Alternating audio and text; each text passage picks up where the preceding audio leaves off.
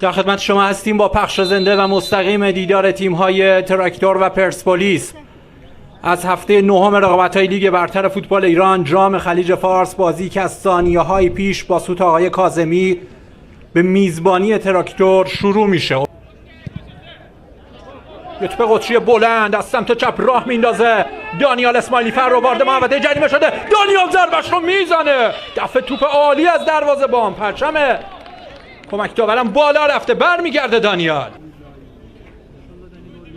بازم کوتاه مثل دفعه قبل، این بار خود سروش میتونه توپ رو سانتر بکنه با پای راست، ارسال به 6 قدم تراکتور، برمیگردونن توپ رو پشت محوطه جریمه، یه ضربه سر که با فاصله از کنار دروازه به بیرون رفت.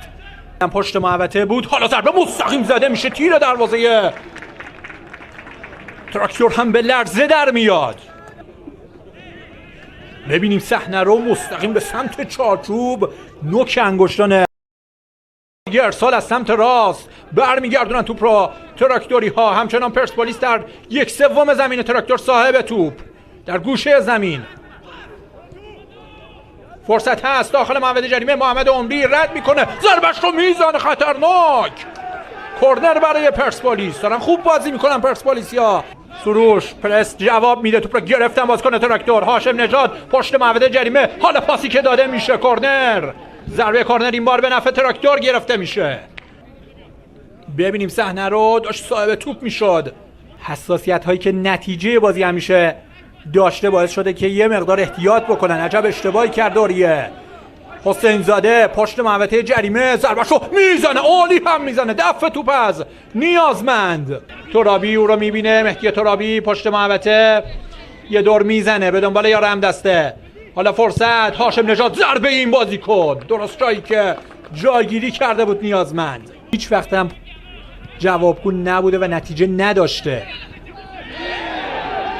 تکل بلندی که زده شد، داور بازی رو دنبال میکنه. فریادهای امیرحسین حسین زاده، خود میلاد صاحب توپ، دو در مقابل تو در گوشه زمین، بازی گره خورده، حالا شد 3 در مقابل 3. خیلی داره جالب میشه این صحنه. پورعلی گنجی نیازمند بیرون میاد و توپ رو بلند میفرسته تا زمین حریف. حالا این سهم یه حرکت از بازیکن پرسپولیس، خطرناک از این توپ. علیپور داخل محوطه جریمه، مقابلش سدلار، موفق از سدلار و توپش رو میزنه. میلاد محمدی موفق تر، صادق محرمی خطا به نظر میرسید، داور بازی رو دنبال میکنه. یه فرصت خطرناک، ضربه که زده شد و بیرانوند توپ رو گرفت.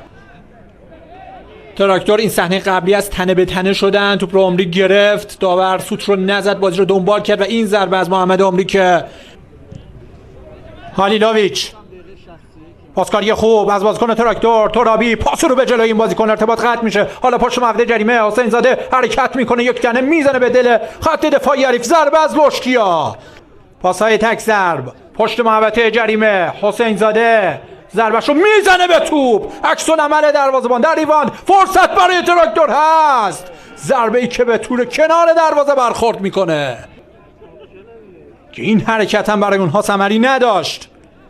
سعی میکنن آروم آروم جلوتر بیارن بازیکن تراکتور در این لحظات.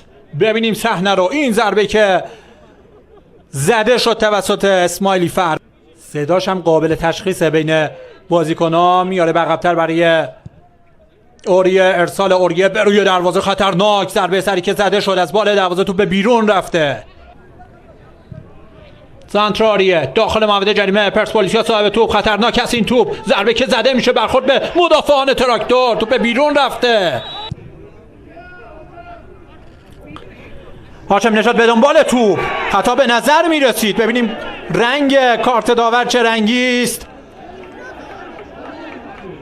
پورعلی گنجی کارت زرد دوم رو به نظر گرفت که کارت قرمز در مقابل پورعلی گنجی و مرتضی پورعلی گنجی. صحنه رو ببینیم، هوشیارانه عمل کرد انصافا پورعلی گنجی. به نظرم خیلی داشت تک به تک میشد هاشم نژاد، توپ هم تحت کنترلش بود.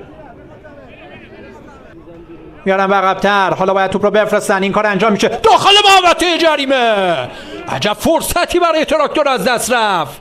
ببینیم صحنه رو، ارسالی هاشم نژاد به خوبی انجام داد. حالا باز هم تراکتور حسین زاده در عرض کار میکنه، فرصت عالی برای تراکتوری ها، موقعیت در داخل محوطه جریمه، تاکل بلند و موفق از مدافعان هوشیار پرسپولیس. سدلار، هالیلوویچ، فرصت هست، فوتبال تک ضرب از قرمز پوشان، فرصت، موقعیت، یه ضربه عالی و گل! گل برای تراکتور در روز تولد خودش. امیرحسین زاده بالاخره این طلسم رو میشکنه و بعد از 8 بازی در مقابل پرسپولیس موفق میشه دروازه این تیم رو باز بکنه.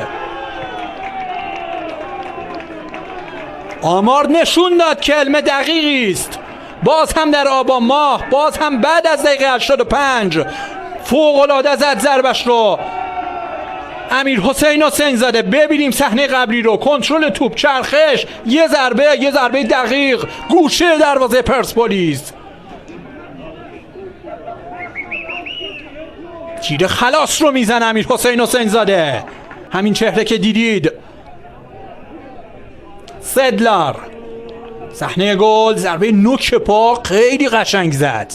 نیازمند خیلی آماده است و اگر یه مقدار توپ زاویهش کم بود میتونست توپ رو بگیره، ولی این توپ رو نمیشد گرفت. باکیچ حرکت میکنه، ضربش رو میزنه، خطرناک! چه گلی زد باکیچ! دروازه تراکتور رو باز میکنه مارکو باکیچ و حساب کار 1-1 مساوی میشه. خیلی جای خوبی بود این ضربه کاشته و ازش استفاده کرد مارکو باکیچ.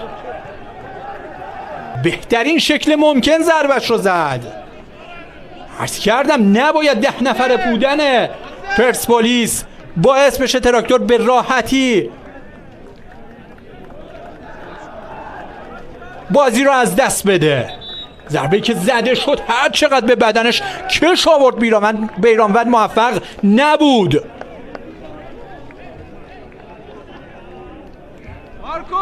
1-1 مساوی میشه بازی. بازیکنان دو تیم بجز بیرانوند در 1/3 زمین پرسپولیس هستن، اما این پاس اشتباه، ضربه دروازه و تمام. 90 دقیقه تلاش دو تیم تراکتور و پرسپولیس 1-1 مساوی به پایان میرسه و امتیازات در ورزشگاه شهید سلیمانی تقسیم میشه.